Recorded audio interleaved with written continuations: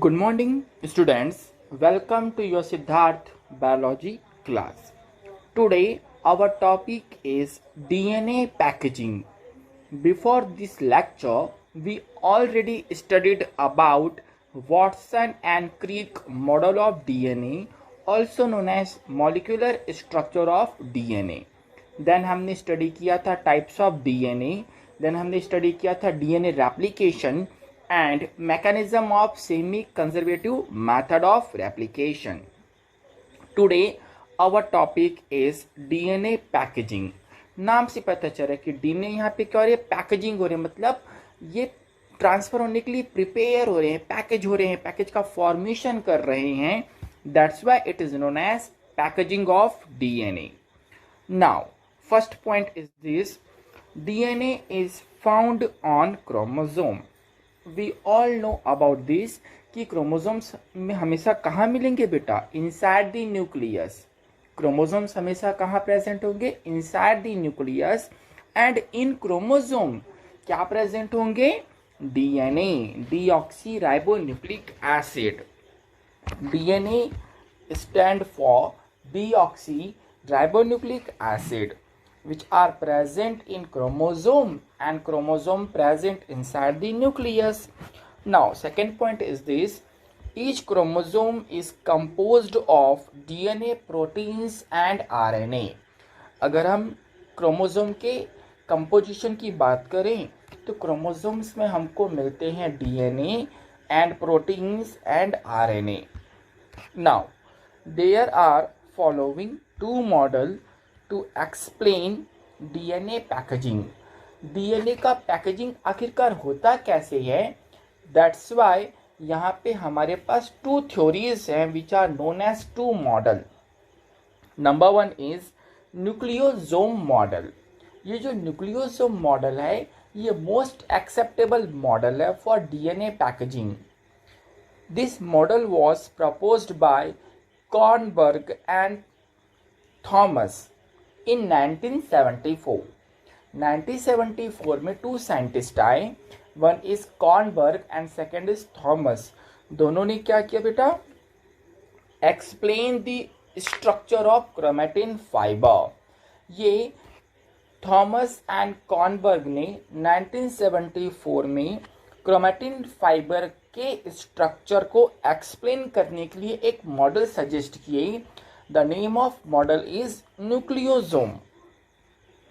Now what is nucleosome, तो देखिएगा बेटा, according to this model chromatin is composed of a repeating unit.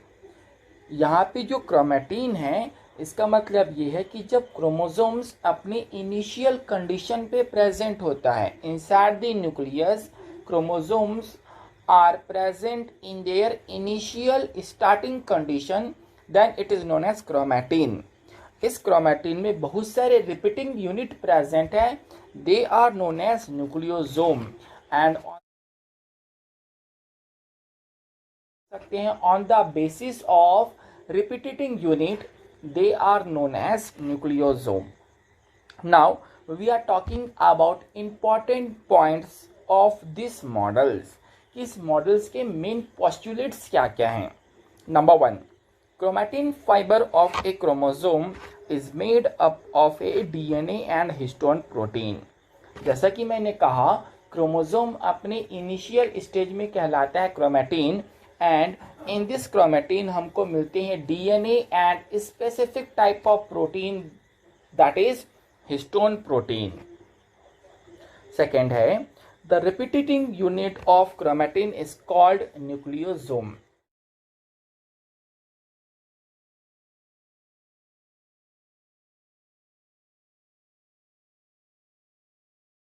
ये जो क्रोमेटिन में इसमें बहुत सारे यूनिट बार बार रिपीट हो रहे हैं, that's why it is known as nucleosome.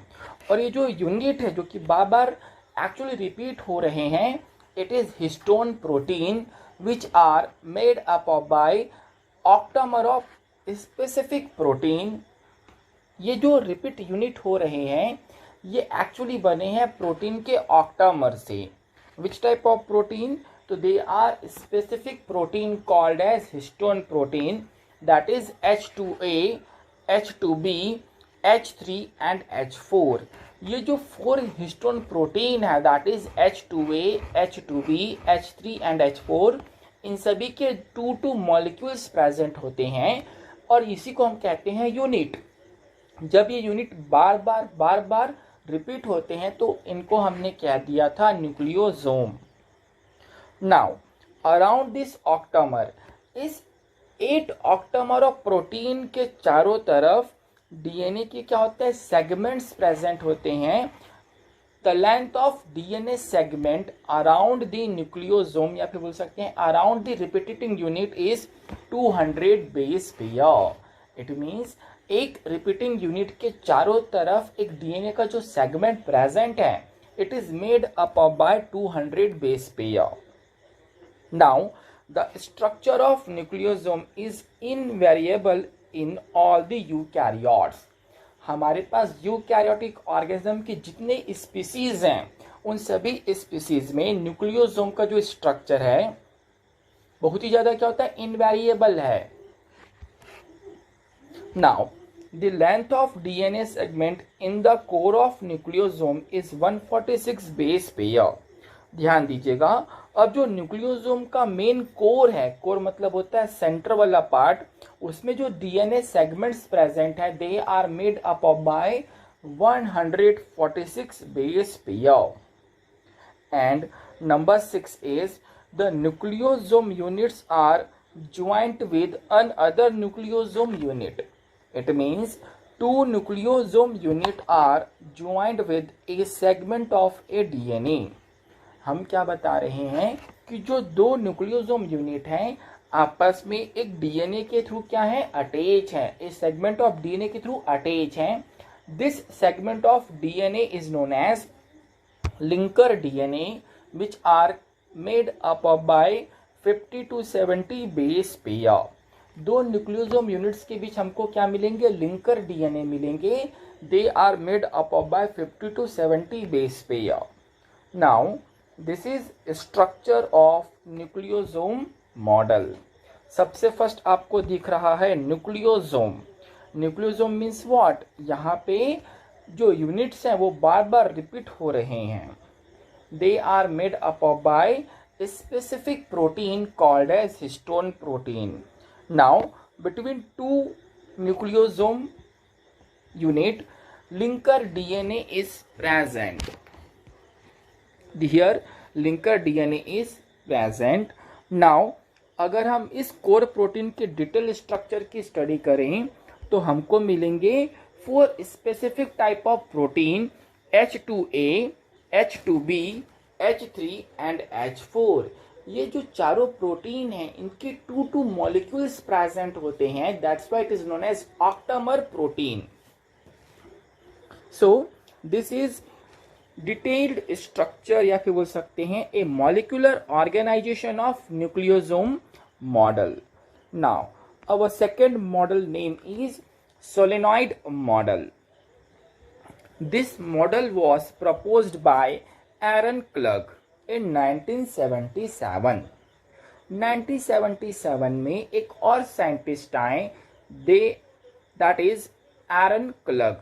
इन्होंने एक मॉडल को प्रपोज किया। This model is known as solenoid model. Second point start कर लीजिएगा। This model describe the dense compaction of DNA in chromosomal chromatids. इन्होंने क्या बताया कि जो क्रोमोसोम्स हैं वो बहुत ही ज़्यादा डेंस कॉम्पैक्शन पोजीशन में अरेंज होते हैं। कॉम्पैक्शन मीन्स होता है कि बहुत ही ज़्यादा एक दूसरे से टाइटली क्वाइल्ड हैं, सुपर क्वाइल्ड हैं, बिल्कुल भी गैप नहीं है। This type of structure is known as dense compaction structure. Number 3, in this model chromatin fibre are tightly coiled in a chromosome. जैसा कि अभी मैंने थोड़ी देर पहले बताया कि जो क्रोमोसोम्स हैं वो एक दूसरे के साथ क्या हो रहे हैं, क्वाइल्ड हो जा रहे हैं। इट मीन्स उनके जो इनिशियल स्टेज वाले क्रोमैटिन हैं वो भी कैसे रहेंगे, क्वाइलिंग स्टेज में रहेंगे, टाइटली क्वाइल्ड रहेंगे and they form lump like structure. And from this arrangement एक डिफरेंट टाइप का स्ट्रक्चर फॉर्म्ड होता है। This is known as lump like structure, अभी आप देखेंगे थोड़ी देर बाद इमेज में। Number 4, the average diameter of this chromatin lump is 300 angstrom. और ये जो लूम्प लाइक क्रोमेटिन है इसका डायमीटर कितना होता है बेटा, 300 angstrom, and in which several nucleosome of 100 angstrom diameter are found। और इनके 300 डायामीटर के बीच में कहीं कहीं हमको क्या मिलेंगे, न्यूक्लियोसोम के मॉडल भी मिलेंगे which are present in 100 angstrom diameter. And last है the process of super coiling such nucleosomes with the help of linker DNA easily form the solenoid structure. और सुपर क्वाइलिंग होने के कंडीशन में when chromatins are tightly coiled with each other and formation of super coiling arrangement, from this arrangement solenoid structures are also formed। जब chromosome के जो chromatin fibre हैं एक दूसरे के साथ टाइटली coiled होकर सुपर क्वाइलिंग स्टेज को अचीव कर लेते हैं, and from this super coiling stage हमको लूम्प लाइक स्ट्रक्चर्स दिखता है, that is known as solenoid model. Now देखते हैं, here double helical structure of chromosomes is present. धीरे धीरे क्रोमोसोम्स क्या हो रहे हैं बेटा, एक दूसरे के साथ क्वाइल्ड हो रहे हैं, and from this coiling stage हमको क्या मिलेंगे, न्यूक्लियोसोम मॉडल। आप स्क्रीन में देख पा रहे हैं histone 1 2 nm 10 nm 2 nanometre 10 nanometre, they are nucleosome model. और धीरे धीरे जो न्यूक्लियोसोम मॉडल हैं एक दूसरे के साथ क्या हो गए, सुपर क्वाइलिंग स्टेज में प्रेजेंट हो गए। किस स्टेज में प्रेजेंट हो गए बेटा, सुपर क्वाइलिंग स्टेज में। और धीरे धीरे हमको एक लूम्प लाइक स्ट्रक्चर्स देखने को मिलता है, that is known as solenoid model. इसी के साथ आज का जो टॉपिक है वो कंप्लीट होता है। आई होप आज का सेशन आपको समझ आया होगा। Please like and subscribe to my channel. Thank you for watching.